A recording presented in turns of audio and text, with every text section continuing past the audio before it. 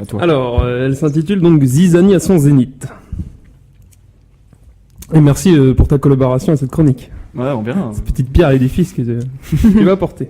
Ô grand rat, que tes rayons caressant subtilement mon front encore perlé d'une transpiration post-coït sont agréables en cette douce matinée de mars, faisant atteindre à mon sexe encore essoufflé son zénith inespéré. 9h30, je me réveille donc de bonne humeur après la réussite de ma chronique de la semaine dernière et surtout en compagnie de la divine et délicieuse créature avec laquelle je vous avais laissé. Je me lève donc, m'approche de son frigidaire, l'ouvre et m'aperçois dès lors que cette fille, tout de même âgée d'une demi-décennie de moins que moi, ne doit pas qu'au hasard son si enviable 34, mise en valeur en ce moment même dans un ensemble tanga soutien-gorge rouge de chez Victoria's Secret. Mon choix se porte donc sur un smoothie Tropicana lait de coco mûr sauvage, spécial Fashion Week, afin de montrer à ma Cendrillon d'une nuit que malgré le paquet de cigarettes et les 2 bouteilles de vin rouge, mon haleine au réveil n'a rien d'un cendrier et ainsi la faire culpabiliser. Entre-temps, je décide d'allumer mon iPhone 5, élément ayant sans doute contribué à ce que... Tu l'as raconté. Attendez, laissez-moi finir. Entre-temps, je décide d'allumer donc mon iPhone 5, élément ayant sans doute contribué à ce qu'une connasse matérialiste en vienne si facilement à se livrer à un pseudo dandy cynique comme moi. Ah, je comprends là. Voilà. 7h14, message de Xavier, le boss de l'émission. C'est urgent, rappelle-moi, 2 points d'exclamation. 5h23, message de Jean-Loup, le futur chroniqueur. Moi, on l'espère. Enfoiré, alors tu l'as baisé la bombe, point d'interrogation. 4h54, message du Stoud. Je sais pas où je suis. Je sais pas où je suis, point de suspension. Et au fait, pour Équateur, j'en pensais pas un mot, ça n'a rien de Mika, cœur. Magnifique. 18h42 la veille, message de Clémence. Ne buvez pas trop les gars ce soir, faites preuve de professionnalisme pour une fois. Il y a une émission enregistrée demain. On voit le résultat aujourd'hui. Je réponds donc par message groupé, un peu en retard, à Clémence, Alex et Jean-Loup. Ok, point, bisous. J'appelle donc ensuite le boss. Ouais, Xav, c'est Julien à la forme, alors tu voulais me parler d'un truc ? Ouais, en effet. Bah vas-y, je t'écoute, t'as vu la chronique ? Tout le monde est dithyrambique à son sujet. Justement, c'est la merde, ça fait un tollé général. Tout le monde est après moi, beaucoup d'auditeurs, l'administration, les diffuseurs. Faut que tu changes un truc, ça peut pas continuer comme ça. Hein. Bah attends, tu te moques de moi là. C'est toi qui m'as dit que j'avais carte blanche, qu'il fallait du nazisme, de la misogynie, du cul, de l'homophobie, tout ça un peu camouflé de lyrisme et d'ingéniosité. Bah ouais, mais j'avais pas pris en compte le fait que 90% des auditeurs, parce que j'ai calculé, hein, sont des débiles sans second degré, et ils comprennent absolument rien ce que tu racontes. Donc heureusement que l'émission n'est pas en direct et qu'il y a des podcasts, parce que sinon, parce que bon, ça leur permet d'avoir un dictionnaire en main, mais bon, voilà. On va pas en rajouter. Hein.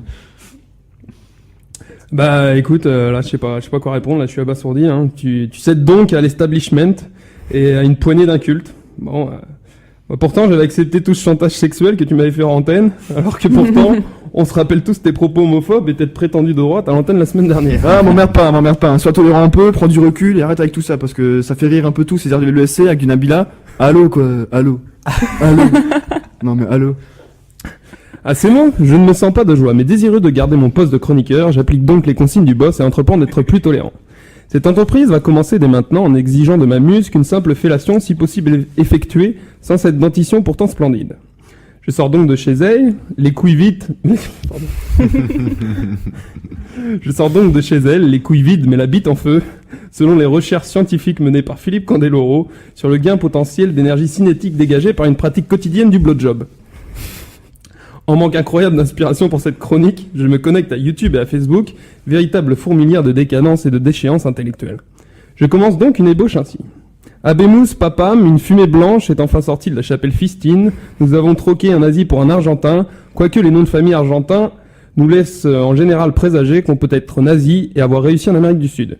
Mais saluons cette nouvelle pour tous les fidèles jalonnant ce monde. On a perdu Mein Kampf et un nazi, mais nous avons gagné un jésuite et le massacre de la Saint-Barthélemy. Merde, non, je ne peux pas dire ça. Je décide ainsi d'aller trouver l'inspiration sous une douche bien chaude,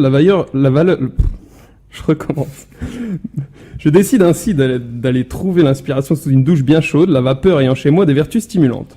Chantant à tue-tête. Et soudain surgit face au vent, le vrai héros de tous les temps. Bob Moran contre tout chacal, l'aventurier contre tout guerrier. Vous l'aurez reconnu, l'aventurier, Clémence ? Je suis interpellé par un bruit sourd provenant de ma chambre. Je sors précipitamment de cette salle de bain, vêtu d'une serviette BDS ESC3, seul avantage en nature perçu pour 150 € de participation associative annuelle. Quelle générosité tout de même, soulignons-le. Merci. Je fais face à un autre type d'avantage que me confère ma nouvelle célébrité.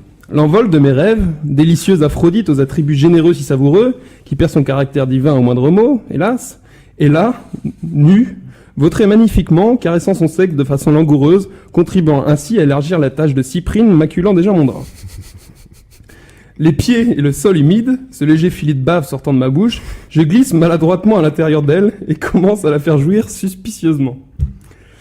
Me souvenant de ce pauvre Dominique et tout le mépris dont il fait l'objet désormais, je tourne court à cet ébat bestial avec la Marcella Yacoub de mes rêves en déposant quelques millilitres d'un sperme parfumé à la cerise sur ses incroyables fossettes lombaires. Eh ouais, Doogie style, les gars. Pardon. Autant vous dire que la thèse du complot fomentée par le conseil de surveillance de Radioactive ne fait plus de doute. Les couilles revides et la bite... C'est hyper dur à dire, hein. Les couilles revides et la bite éteinte, je me présente donc au studio d'enregistrement de l'émission avec une rancœur vindicative. Dans les couloirs de notre charmante école, je croise Xavier qui me dit, je cite, entre guillemets, « Ne le prends pas mal, on va prendre Jean-Loup comme nouveau chroniqueur. Après mes déclarations de la semaine passée, son physique et ses musiques vont calmer les populaces gays et lesbiennes. » Ce qui confirme bien ce qu'on pense de lui. J'espère que le Judas, la citation est finie, j'espère que le Judas ne traitera pas le nouveau chroniqueur avec le même mépris. Me rendant dans les water pour soulager ma vessie atrophiée par la syphilis, je croise au rendez-vous romantique des urinoirs Clémence, qui a décidé désormais d'uriner en position debout pour combler son dévorant fanatisme pour Nicolas Sirkis. Et là Bam. En effet, je ne comprends pas ce jusque-boutisme, lui ayant décidé de faire le chemin inverse à n'en pas douter, tellement son nouvel album avec Indochine manque de couilles. D'une voix suave, elle me confie dans ce mélange malodorant et nauséeux d'urine et de Lolita Lempicka. Le stud fait chier, pardon, il se prend pour un rocker, mais il n'est bon qu'à trousser des rouquines. Ambiance.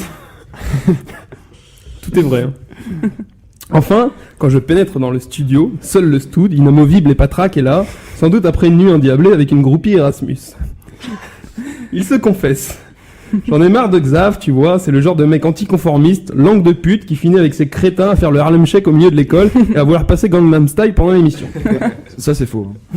Non, Tout est vrai. Je n'ai pas fait le Harlem Shake. Tout est vrai. C'est pour vous dire à quel point l'ambiance fut bonne à l'enregistrement de cette émission. Un léger voile se